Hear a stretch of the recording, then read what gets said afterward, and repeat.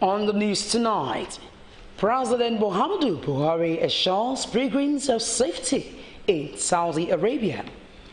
In business, Fashola blames power firms for sabotaging Nigeria's economy. On the foreign scene, Eritrea appoints first ambassador to Ethiopia in 20 years. Hello there, and many thanks for joining us on Superscreen's flagship news, broadcasting to you live from Lagos, southwestern Nigeria. I am Adenike Oweye Ajiboye. President Muhammadu Buhari says the federal government will ensure the safety of Nigerian pilgrims throughout their stay in the Kingdom of Saudi Arabia. The president, who is represented by the Federal Capital Territory Minister, Malam Musa Bello, gave the assurance while inaugurating first flight for the 2018 Hajj with pilgrims from Kogi State at the Nnamdi Azikiwe International Airport, Abuja. He said that the government will do everything possible within the ambit of the law to ensure the comfort and security of Nigerian pilgrims from the point of departure until they return to Nigeria. President Buhari, however, advised the pilgrims to be good ambassadors of the country and to fervently pray for Nigeria to overcome its security challenges. The federal government has been urged to approve the Independent National Electoral Commission's requested budget for the 2019 general election in a timely manner. This appeal was made by the International Republican Institute (IRI) and the National Democratic Institute (NDI) after President Muhammadu Buhari had informed the National Assembly that the 2019 elections will go up to 242.4 billion naira. The international group, while reading out its recommendations at a pre-election assessment mission on preparation for the 2019 general elections in Abuja, said that timely release of funds will accord other government agencies involved in the election process opportunity to receive sufficient funds.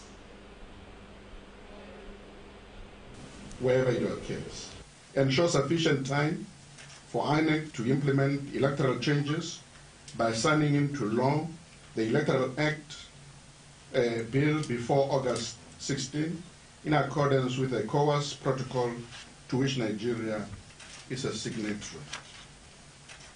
Approve and obligate INEC's request budget in a timely manner and ensure other government agencies involved in the elections process also receive sufficient and timely funding.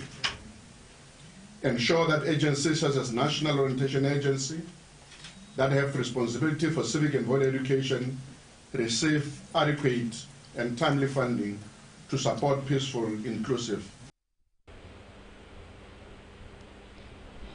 Speaking on monetary incentives to voting, the international group urged the federal government to enforce the law in regards to illegal activities of vote buying on election day wherever it occurs.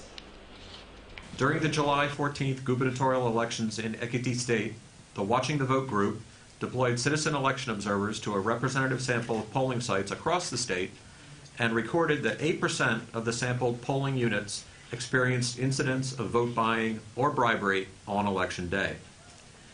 Various individuals commented that poverty, disillusionment with the performance of elected representatives, and low civic awareness of voters contributed to the expansion of vote buying, particularly in off-cycle gubernatorial elections since 2015.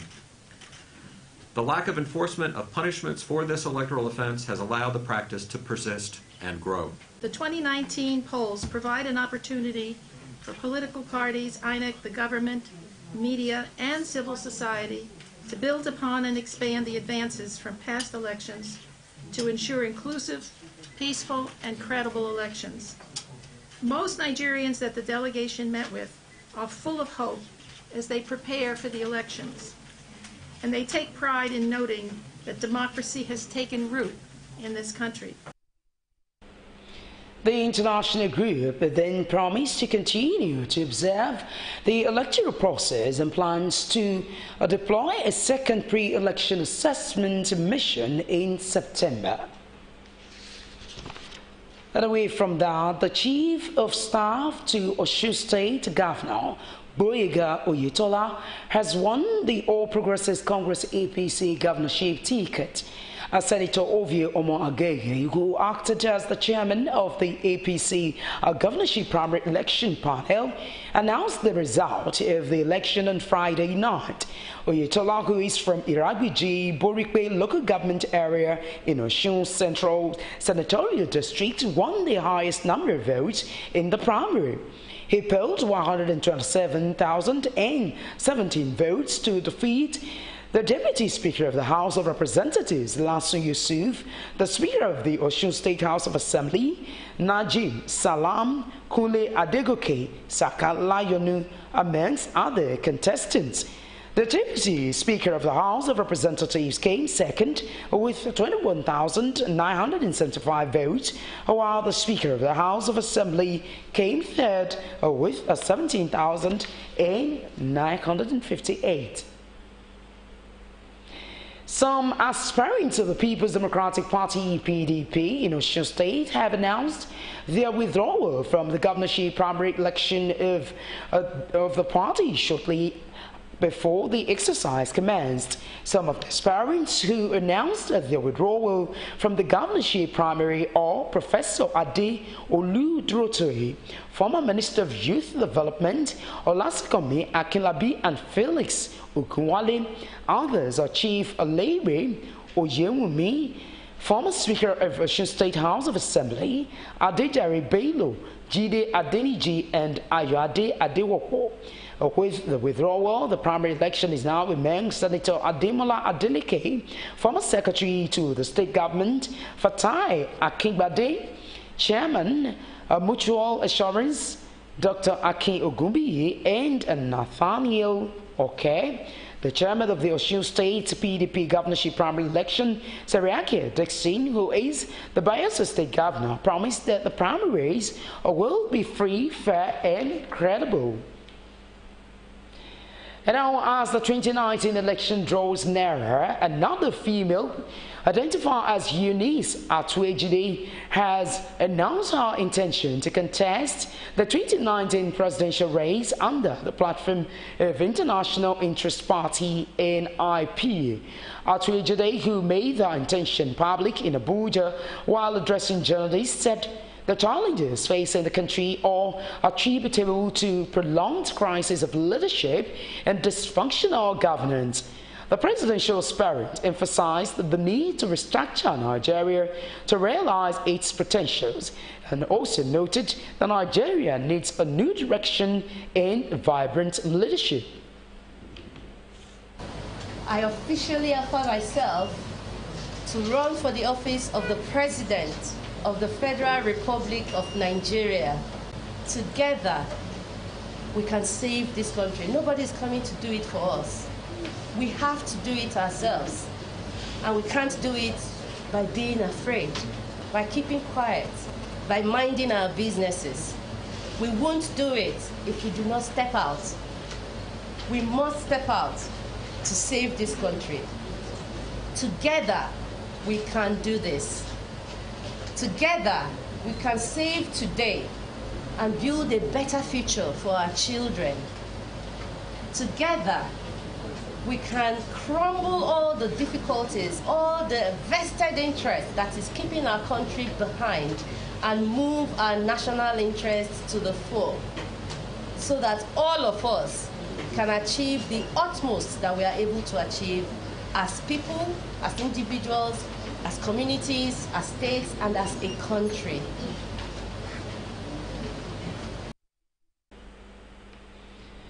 Moving on, a former Minister of Labour and Productivity, Kabiru Tanimu Turaki, has accused President Muhammadu Buhari of deceiving Nigerians and lacking the quality of a good leader.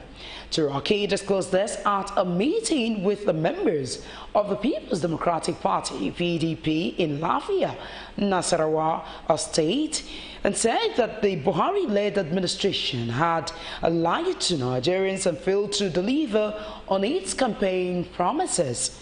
The former minister said the PDP had qualified candidates that could rescue Nigeria from hardship. He said in 2015, President Buhari made 3 campaign promises bordering on the economy, insecurity in the Northeast, and the fight against corruption, but saying that he has totally failed in all these areas. Turaki also stated that the APC-led government, while claiming to fight corruption, is only prosecuting and persecuting PDP members. The Explosives Ordnance Disposal Command of the Nigeria Police Force says, apart from the Northeast, it has resolved to intensify surveillance in the Niger Delta and Southeast ahead of the 2019 general elections. The command stated the regions were volatile areas where a number of terrorist attacks had been recorded.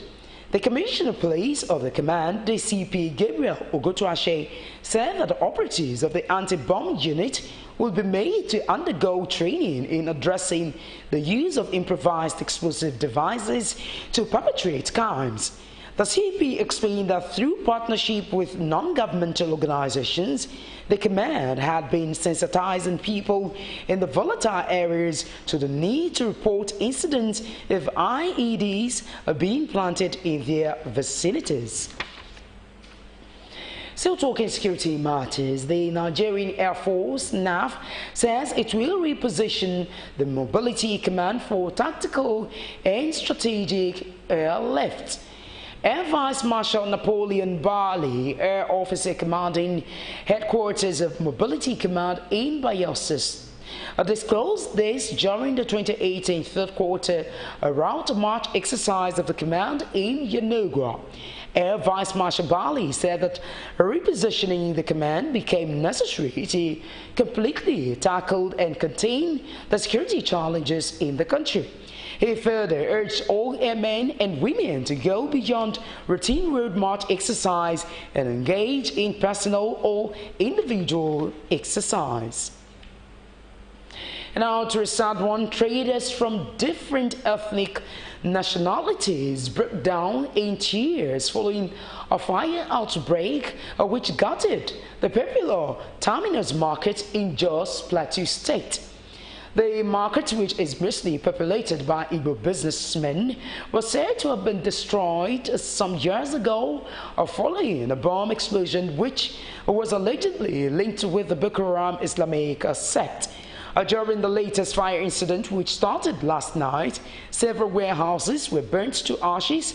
Meanwhile, the spokesman of Plateau State Police Command, Matthias Chiopev, a deputy superintendent of police, has confirmed the fire incident.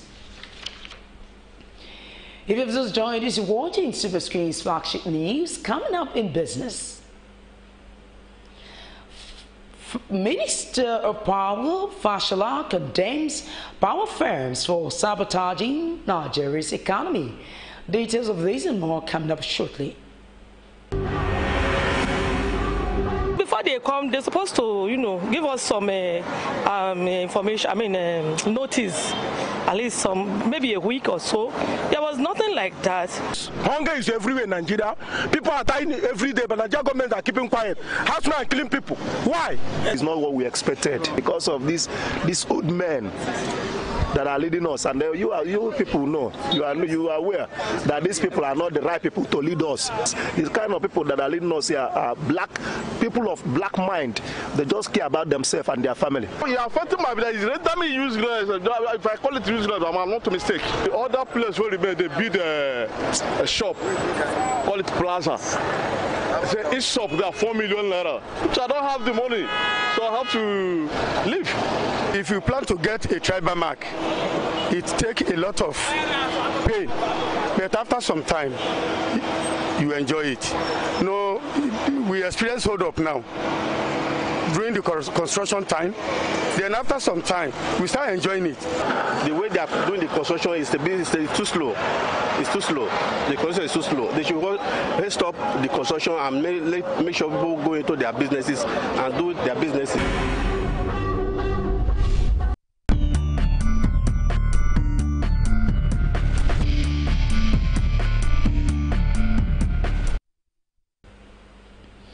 Well, it's so glad to have you back. Now, in business world, the Minister of Public Works and Housing, Babatunde Raji Fashola, has condemned the Association of Electricity Distributors, ANED, and also condemned its recent reaction to his directives to the Nigerian Electricity Regulatory Commission, NERC, the Bureau of Public Enterprises, and the Nigeria Bulk Electricity Trading Company. Fashola, who called the association spokesperson an interloper, stressed that his directives went to legal entities and not to an unlicensed organization as ANED. He further accused the DISCOs of sabotaging the nation's economy through their actions. In a 28-page document released in Abuja by ANED, the power distributors argued that most of the statements about Nigeria's power sector that were made by Fashola were false. They said comments made by the minister on metering, power generation and transmission capacities, and stranded electricity, among others, were significantly distorted. Fashola had briefed journalists on the status of Nigeria's power sector at the headquarters of the Federal Ministry of Power, Works and Housing in Abuja last week Monday, and had pointed out a lot of lapses on the part of the DISCOs. And away from that, the Central Bank of Nigeria, CBN, has commenced its intervention in the sale of foreign exchange in the Chinese yuan. This signaled the implementation of a bilateral currency swap agreement signed by the CBN with the People's Bank of China on April 27, 2018. The Apex Bank explained in a statement issued on Friday that the sale of foreign exchange under the agreement would be done through a combination of spot and short tenor forwards. It also said that the exercise is in form of a special secondary market intervention sales retail and will be dedicated to payment of renminbi denominated letters of credit for raw materials, machinery, and agriculture. And our Vice President, Professor Yemi Osinbajo, has ordered a 72-hour joint operation to clear the gridlock around the Apapa Expressway caused by stationary trailers in Lagos State. The situation had made movement in and around the axis difficult for many road users in recent days. Osinbajo, who made an unscheduled visit to the area to assess the situation, directed relevant government agencies to immediately embark on decongestion of the popular road leading to the Apapa seaport. The Vice President arrived in the area in a chopper and was accompanied on the visit by the Minister of Transportation, Rotimi Amechi, and senior naval and police officers. And that's it in business news. Still ahead on the news. Eritrea appoints first ambassador to Ethiopia in 20 years. The details of this and more coming up shortly.